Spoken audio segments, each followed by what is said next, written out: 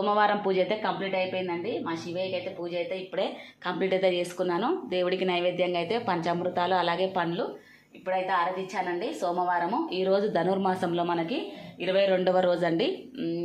ఇప్పుడైతే నేను టెంపుల్కి వెళ్ళాలి. టైం అయితే 5:15 అవుతుంది. ఇలా అయితే పూజ అయితే కంప్లీట్ అయితే చేసుకున్నానండి. మనము పుష్యమాసంలో మనం సోమవారం పూజ కూడా ఇలా అయితే కంప్లీట్ అయితే అయిపోయిందండి. ఇలా నా పూజ అయితే సోమవారం పూజ అయితే ఇలా అయితే కంప్లీట్ అయితే చేసుకున్నాను. ఇలా సింపుల్గా దేవునికి పూలతో అలంకరణ చేసుకొని పూజ అయితే కంప్లీట్ అయితే చేసుకున్నానండి. ఇప్పుడైతే ఆరతి అయితే ఇచ్చాను. మీరందరూ కూడా ఆరతి తీసుకోండి.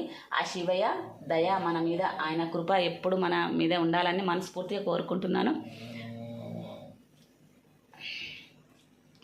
Okay, bye.